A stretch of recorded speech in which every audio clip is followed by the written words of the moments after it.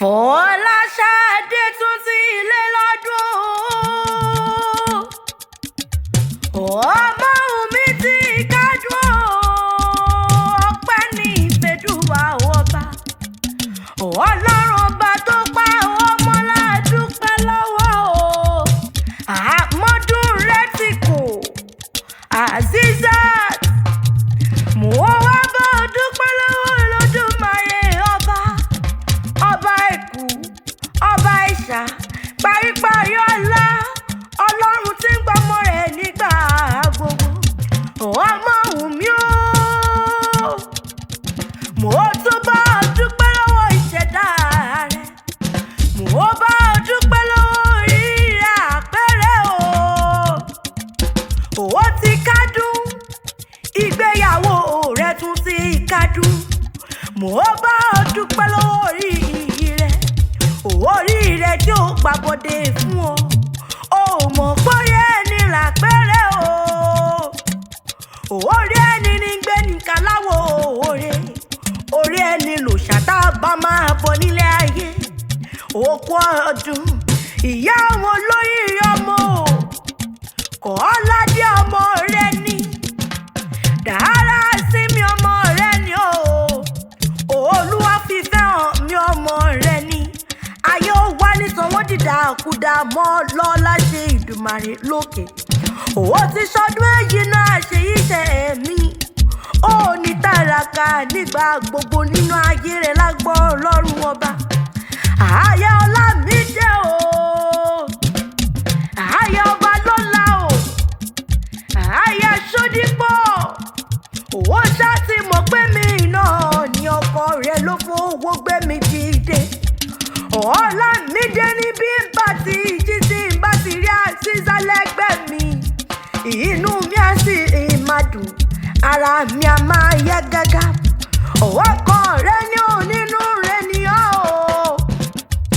Ó ní àlàyé rí adùn bá rìn adùn bá tán, adùn bá rìn mọ́tò ṣì. Ó lóun ní wọ́n ṣe ayáre lọ́dẹ̀dẹ̀ wọkọ̀. OMOWUNMI o, ilé ti yá o. Ó di ilé àwọn bàbá rẹ̀ ní Sáàdì lẹ́kìtì. Máa gbọ́ dídùn ẹnu mi ọmọ ogun jíjẹ o, ọmọ ogun àríjẹ. Ọmọ àtọrẹ tàbálù, ọmọ àtọrẹ bò ní mò òye ni wọ́n pe yá àwọn bàbá rẹ̀.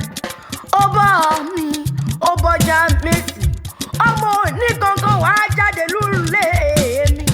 Ọmọ òpó Èkìtì ò fẹ́ràn ká gẹ́gẹ́ bí iyán o. Bí iyán bá mọ bí ojú bí sí, bí iyán bá mọ bí ojú bí jẹ́ ẹ̀dákun ẹ̀rẹ̀ ẹ̀fẹ́ kì í sì jẹ́. Èkìtì tó torí iyán báwọn ro òkúrọ̀ bàbá yín torí ìdẹ̀wẹ̀rẹ̀ báwọn dáwọ́ gbọ́ ògbòrò. Èkìtì ló gbé sí ìyá o.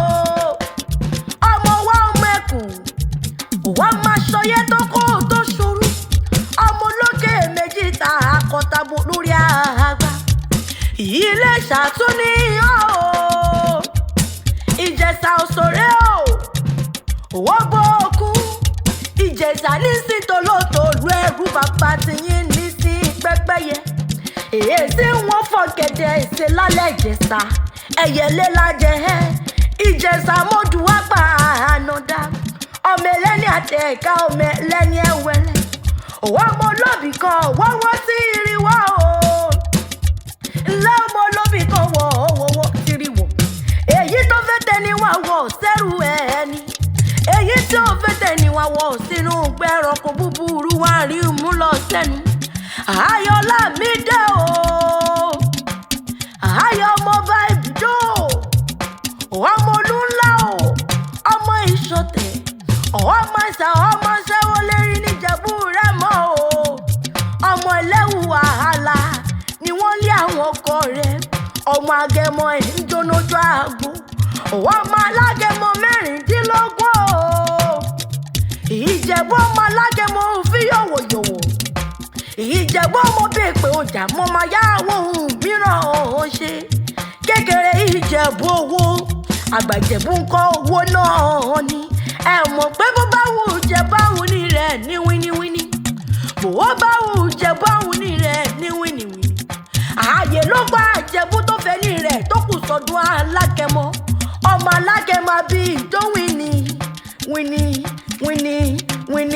nínú ilé àwọn ọkọ rẹ ni Azizat aya Aziz FOLASADE ó sì di dandan kó ṣàmọ́dún torí orí rẹ wà lẹ́yìn rẹ digbidigbi bí ó bá bí ó pé ta ní kò lè wí yìí kò mọ̀ wí fún wọn wípé èmi ni àkìnjọ ló kọ́ méjì àgbẹ̀ níjẹ́ bó bá dò ní kékèké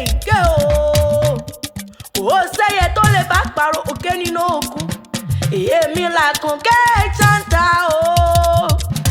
wọ́n mẹ́yìn ilé ẹ̀kọ́ bí sẹ́sì ọmọ arójó ojú Ìjẹ̀bú ní míọ́mẹ́rẹ́ níwà ó tún di ìjọ mi ọjọ́ rẹ̀ o.